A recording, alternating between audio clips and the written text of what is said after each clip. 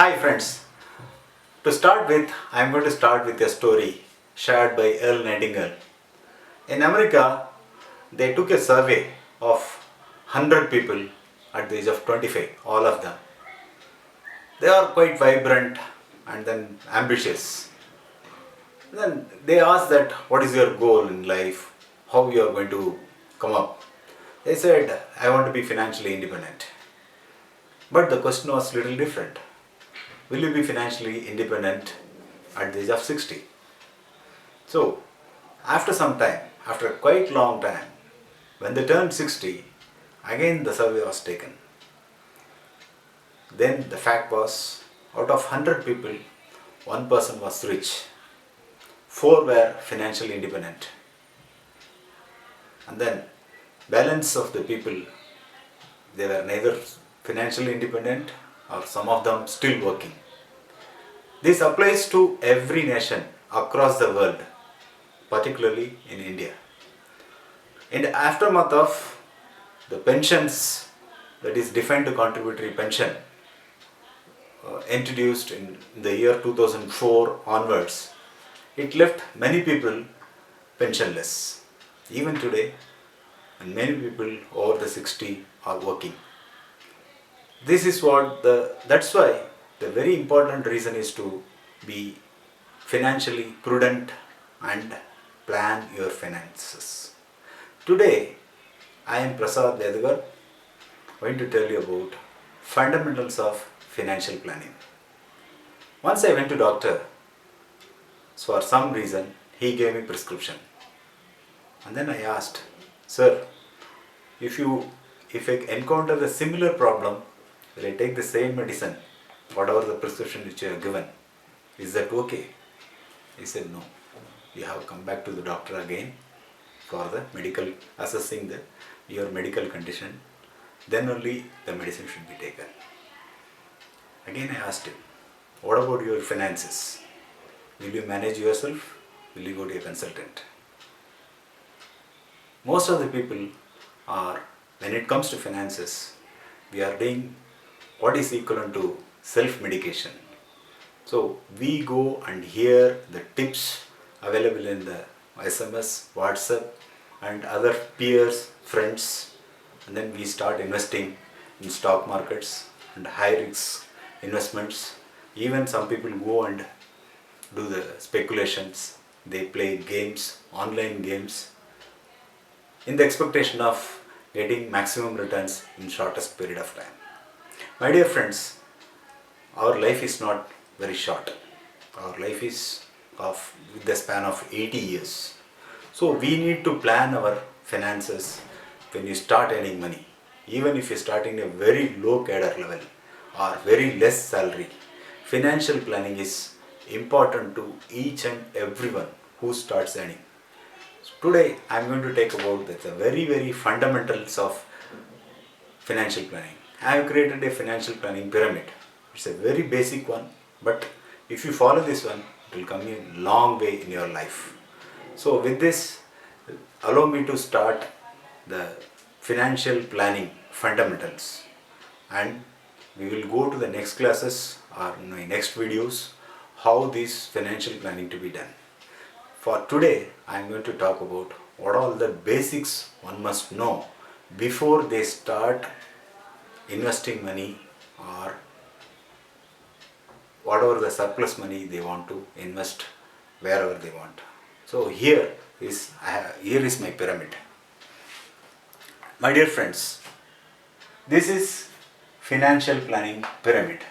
So my topic is fundamentals of financial planning. Today I am going to talk about this triangle only. The triangle always it starts with the strong foundation. So if there is no strong foundation, you can't go up. So this is the most figured structure anywhere in the world. If you see the pyramid, it's also in a triangle shape. Similarly, your financial investments should also be start with a very strong fundamentals and foundations. Number one, when you start earning, the first thing is to start with risk cover. So why risk cover?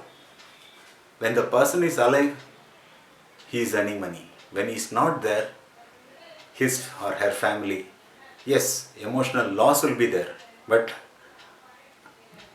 more than the emotional loss cannot be replaced, but money can be replaced to some extent. So that's why it is very prudent to take the adequate risk cover for the family. So even if you are a bachelor, even if you are a single person, there are some people financially dependent on you.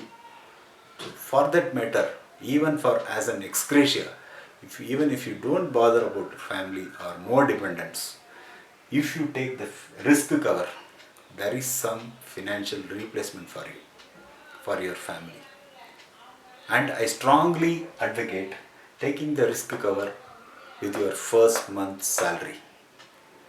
That is how much to take, we will see in the next session. So if you take the risk cover, yeah, there is something to take care of the family in the absence of us. Anything can happen to us at any time. The first thing is that risk cover. Number two, we all need liquidity. We all need money in case of emergency. So I would suggest you should have sufficient liquid amount of money. The next is that once you take the risk cover, next step is to invest in or put apart some money in liquid funds where you can immediately withdraw and use that money. So you can invest in liquid investments and then fixed income. So monthly you get some interest, even though if it is lesser amount, keep on some additional money will be coming to your bank account. So that is fixed income. You can invest. What all the investments you can make, we will see the next class. Third is that, so when you are comfortable with your risk cover, when you are comfortable with your emergency fund, that is liquidity, then you can think of the assets. What are the assets? Immediately purchasing a house, or you can invest in gold or some other assets where these assets will not immediately go down, the value will not go down. So such assets you can invest. Finally, you can go for instruments of capital appreciation. So you don't need immediate money, but you want some portion of your money can be invested in capital appreciation. What is capital appreciation? Capital appreciation is basically your capital, X capital, getting appreciation, like X plus 1 or in whatever the proportions. So your capital is appreciated in percentage basis, how much you want to invest in it, or if you want to invest it in an exponential basis or X square. So such capital appreciation can be done in stock markets. Remember, stock market gives a very good return in the long term. What is the long term? Long term may be minimum 5 years or 10 years. That is the long term investments. So long term investments can be done only after you satisfy the basics. Risk cover, liquid investments for emergency purpose, then assets. If you are committed for EMI, for housing loan, or if you are purchasing a gold or any metals, that also comes into assets. Finally, you can invest in capital appreciation. But in the recent times, due to social media and electronic media, this returns in capital markets like in stock exchanges, shares, it gives a phenomenal return. So everybody gets into the rates, everybody conform to the other, they just go by the WhatsApp messages or instant experts, and then they go to the YouTube, watch different channels of investing in equity market. Yeah, those are all, many of the channels are very good, but the decision they take is they bypass these three: risk cover, emergency fund allotment, then asset creation. Directly they invest in high risk investment, that is capital markets, stocks. Stocks markets are very good but susceptible to very high volatility. In this pandemic time, stocks tend to fall multiple times as the stocks are tend to go up multiple times. So are you ready to lose the cash? That is the $1 million question. If you are ready to lose the cash, nobody is ready to lose the cash. Everybody is going in a positive mode, they are investing it. But if you lose the cash, there will be nothing. And in addition to that, some risks happens. Or if you have taken any home loan or something like that, your family may not be able to manage it.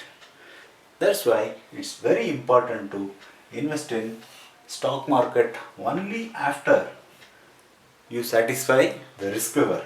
How much the risk cover? I'll tell you. Basically, the thumb rule for risk cover is 10 times of your annual income. Suppose your annual income is 10 lakhs rupees. Minimum of minimum, your family should have 1 crore.